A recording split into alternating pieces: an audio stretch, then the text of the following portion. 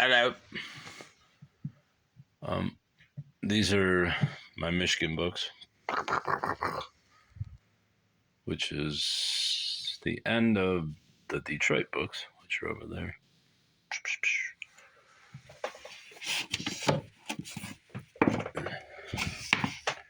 William M.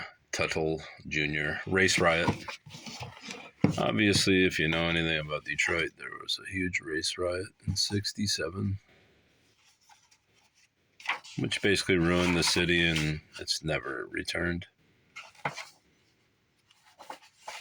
Chicago in the Red Summer of 1919. Wrong one. All right, that one's not included, but I'll keep it here anyways because it's part of race riots. The Algiers Motel Incident, a book that I've read, and I have about 3 or 4 copies. I just don't know where the other ones are. No, those aren't it. I've got paperback copies somewhere. Oh, right over there. 3 copies.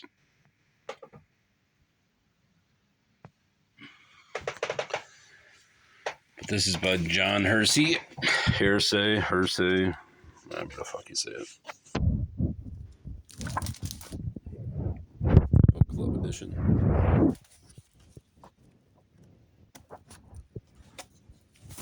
He's obviously a novelist as well. Can't remember what was the reason that he got into writing this, but nice split to the binding, which chops down its value. Do you hate the police? I'll be following you all the way. There's a motel in Detroit, or at least there was. I don't know if it still exists, called the Algiers. Some white chicks and black dudes were partying, and cops supposedly killed and tortured and murdered and whatever you could do during the riot, and I can't remember the final outcome. History of mob action in the United States, right? So that has nothing to do with it either. This one does. Detroit Race Riot, Robert Shogan and Tom Craig studying violence. Litany of marks. Books of all publishers. Gordon's Bookstore. Since I already summed up Detroit's riot rather terribly, we'll just go with this as a continuation of that same theme. A field guide to state of Michigan history. Field guide to Michigan State history, which I'm not even going to open because it's huge. Pictorial history of Michigan. Obviously, it is what it is. This one I'll probably open. Historical Michigan. Historical My Chicken, Volume 1. Michigan. Oh, this book was donated by Anonymous. So. Thanks, bro. What year was this bullshit? Volume 1.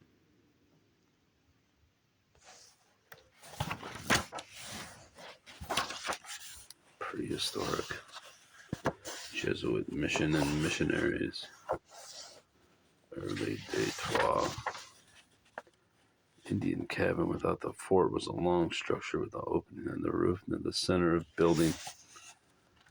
Early Detroit, which was obviously occupied by both the British and the French.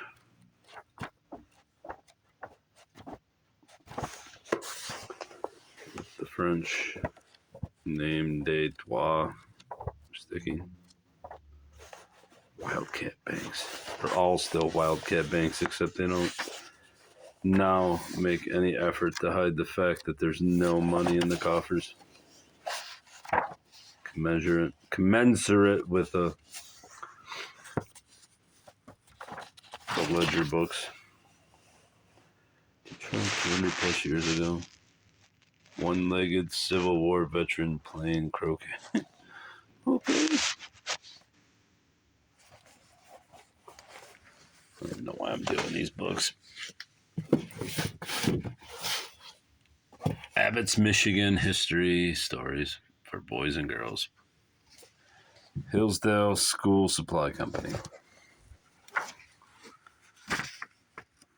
1942, fourth printing. It's not a very long book. Rank of Michigan cities. Where's mine? Not even in the top 45.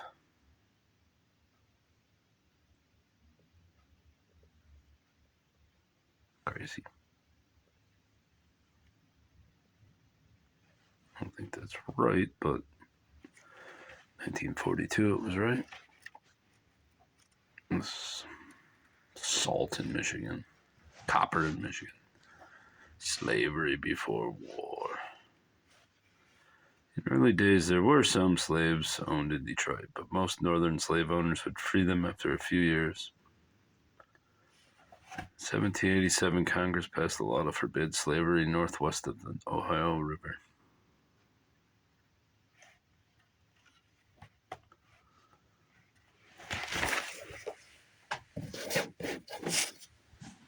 Michigan, from wilderness to center of industry. Well, was.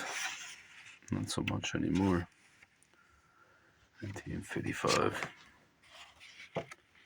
This is...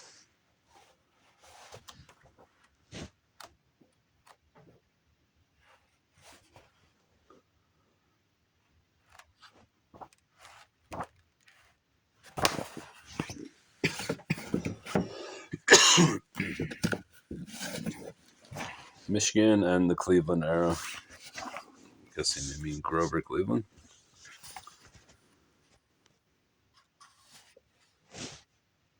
(1948). No when Grover Cleveland was even president.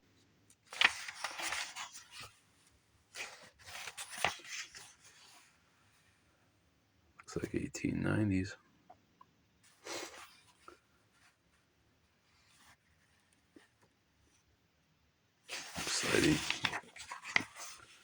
Exciting times, Mike. James Burrell Angle.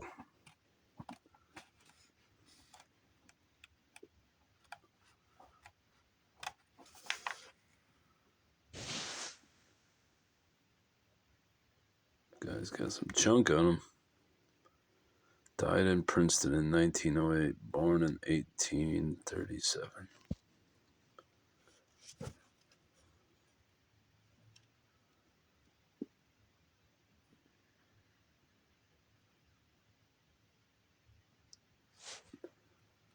Elected President of the United States on the Democratic ticket, 1884.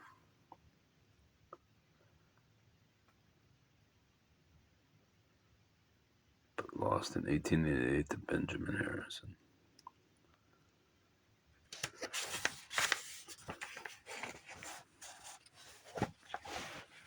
Great news.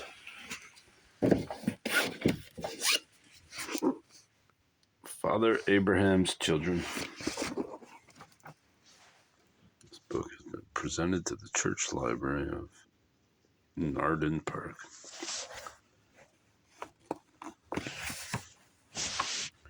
The people of Michigan, like American people as a whole, are more directly and intimately involved in the Civil War than in any other national conflict. Most readers of this book will have vivid and sometimes poignant memories of World War II. Many will have experienced the intense excitement and hazards of modern warfare. Great excitement. Great excitement. Freedom Train.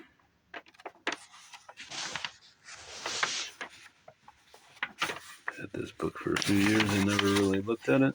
I don't think anything about Eberbrock Ward in here. No index. Sarah Edmonds.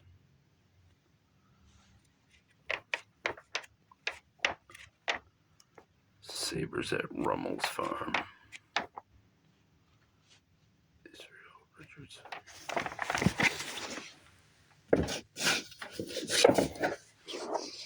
Michigan and the 1970s economic forecast.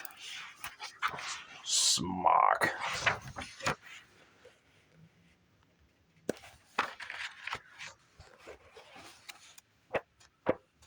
This book is basically worthless unless you're studying business. What's this? This is probably some good info in here. Distribution of population, labor force participation rated by age and sex.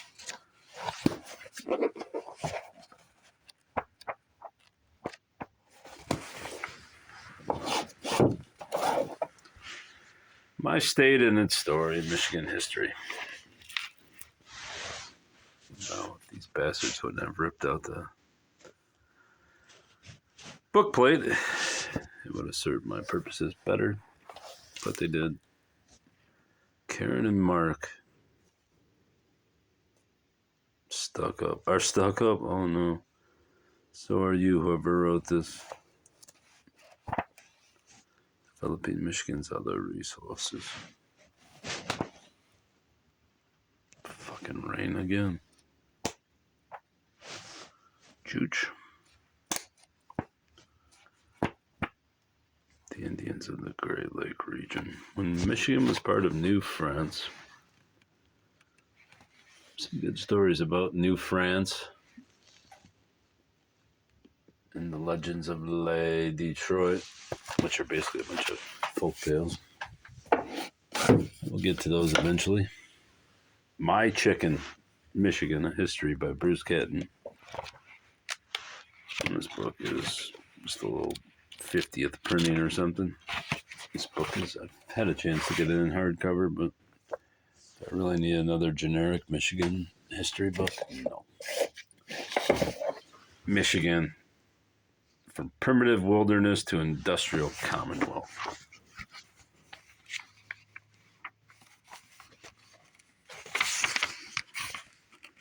(1848) Population, background, religion, territory, infancy, English rule.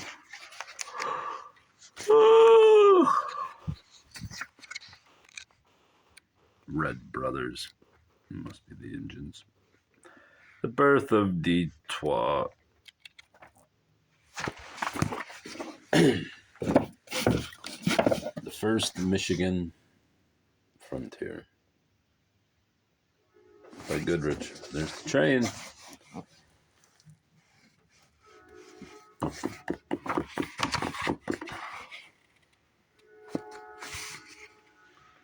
(1940) Yes. The era in outline. Brother of the Wilderness, Fur Bears, Detroit, age 50.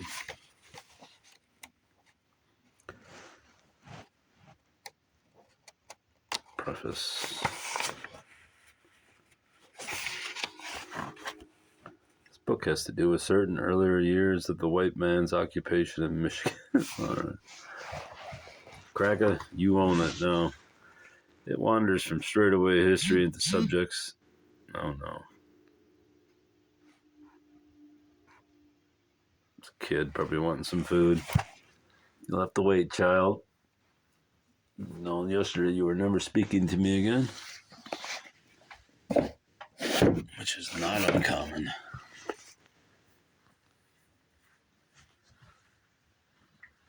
Everybody goes away in the end. Michigan history.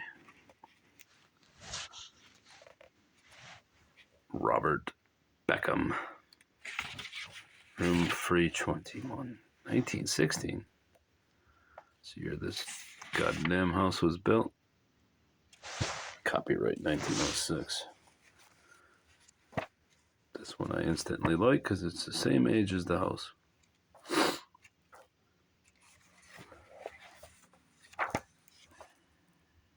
Many a New Englander. That's right. Half these guess everyone had to come from fucking New England, didn't they? Since there were only 13 states, basically. This one's even more generic. Michigan Reader for boys and girls. Then and Now and My Chicken. Dearborn Public Schools, 1961. This one looks really grade schoolish.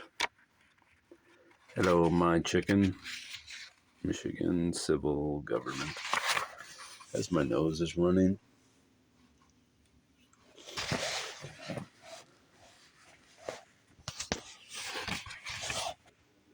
I'm not reading this bullshit. Let's get to this book. This is my book I've been looking forward to. Michigan Folk Life Reader. I don't remember when I bought this, but I'm glad I rediscovered it.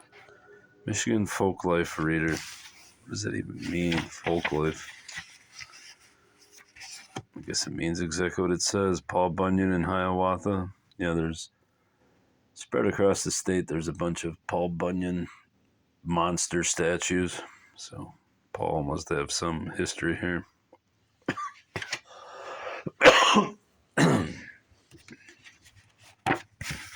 Hiawatha. I don't know. Urban Legends and the Faces of Detroit. This may be good. Black Legends of Kelvin.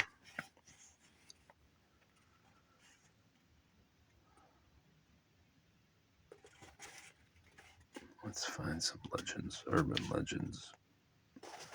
107. Don't turn sideways. There he is, one of the Bunions. Ragdoll Bunyan. First one's probably going to be the Nain Rouge. Janet Langlois. Langlois. How do you say that name? Several years ago, the Detroit Free Press ran a feature called Mental Maps of Detroit. The city is all in your head. Reporter Tom Fox asked Detroiters of different ages, ethnic backgrounds, blah, blah, blah. Draw maps of the city. What's this have to do with fucking folk legends?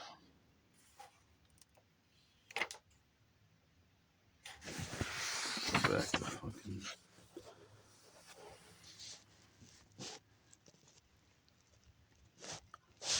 Two legends about Belle Isle are a good starting point.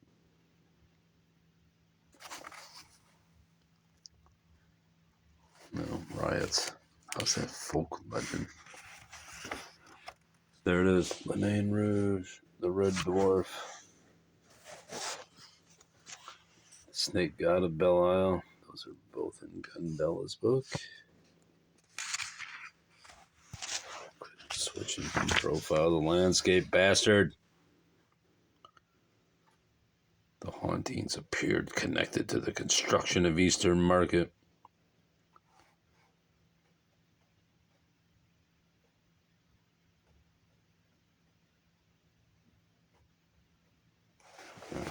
I guess I shouldn't have looked forward to that book. Seems like schlock. Lore of Wolverine Country.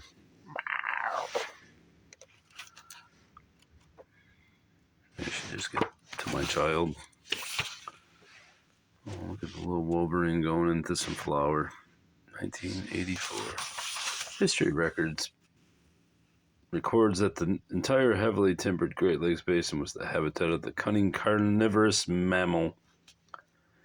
He resembled a small bear in many of his physical characteristics and seldom caught in a trap. He was a mischievous nocturnal traveler and would break into camps and cabins and consume all the edibles he could find.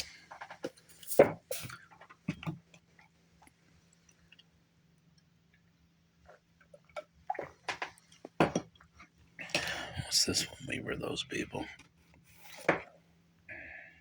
Alger County, where the fuck is that? Michigan place names. Horseshoe, Horton, Hopkins.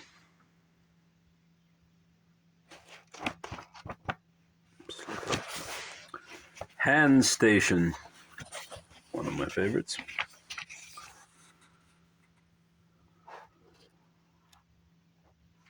Hand.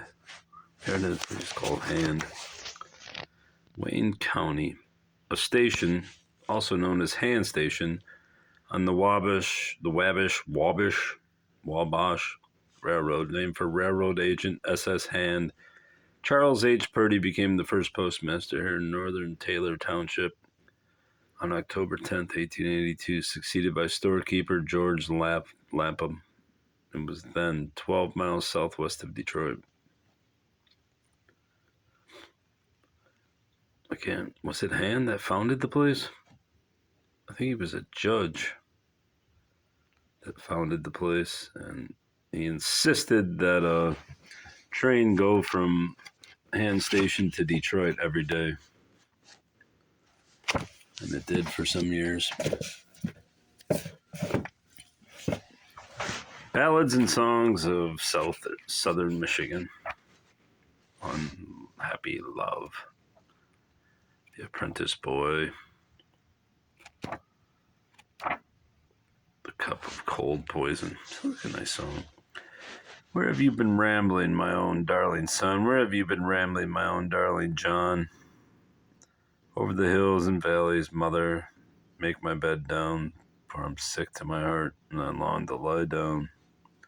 What have you been drinking, my own darling son? What have you been drinking, my own darling one? A cup of cold poison, mother, make my bed down, for I'm sick to my heart, and I long to be down. What'll you will to your mother, my own darling son? What'll you will to your mother, my own darling son? My house and my farm, mother, make my bed down, for I'm sick to my heart, and I long to lie down. What do you will to your father, my darling son? What do you will to my father? Blah, blah, blah. My home and my saddle, mother, make my bed down, for I'm sick in the heart, and I long to lie down. What do you will to your children, my own darling son? Repeated, this wide world so ramble, mother, make my bed down, for I'm sick to my heart, and I long to lie down. What do you will to your wife, my own darling son? Repeated, the great keys of hell, mother, make my bed down, for I'm sick to my heart, and I long to be down. Guess that hoed him over. Now he's drinking his poison. Sounds like a familiar story, buddy. Forgotten communities of central my chicken. I wonder if Snowflake's in here. Snowflake better fucking be in here. No Snowflake. Well, ain't that a motherfucker? I was going to tell you interesting stories about Snowflake, but no, I have to keep them. Spiritualist, where's that? 56 and 57. This may be where Snowflake comes in. I happen to find this. How did I find this out? What was I reading? Oh, yeah, letters that I bought out in the States. So, where's the goddamn spiritualist? But you're going to talk about spiritualist in Lake Lansing. Yep. Hazlet, another community in Meridian Township located on the south shore of Lake Lansing, was first a train stop for a group of religious followers known as spiritualists.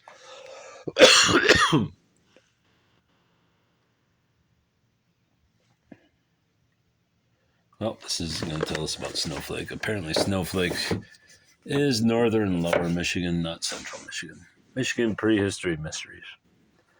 And for whatever reason, I literally hate prehistory because it's all mostly guesswork.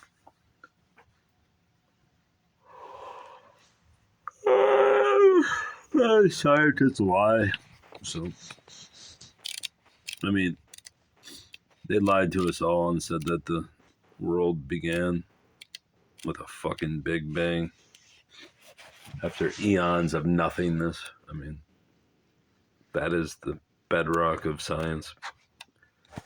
People are like, you don't trust science. No, I don't trust science any more than religion. Trust this fucking guy's blockhead, King Crawley. This guy I trust. Almost looks like a fucking orangutan. 2 more books before I cough my lungs up.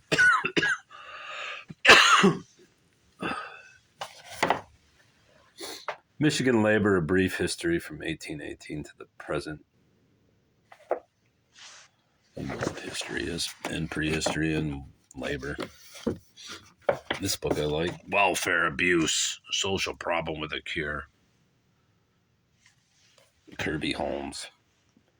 While a member of the Michigan House of Representatives, a man who exposed welfare fraud by posing as one. Good job, Kirby. You fucking really made vast changes. Not that I fault you for doing it, but what did it really accomplish? Nothing. They don't give a shit. They'll spend your money. My body, my choice. Except for when you make money and they steal it from your check, then it's not really your body. I mean, your body's working, but it's not getting its choice to keep the money. All right, I've said enough.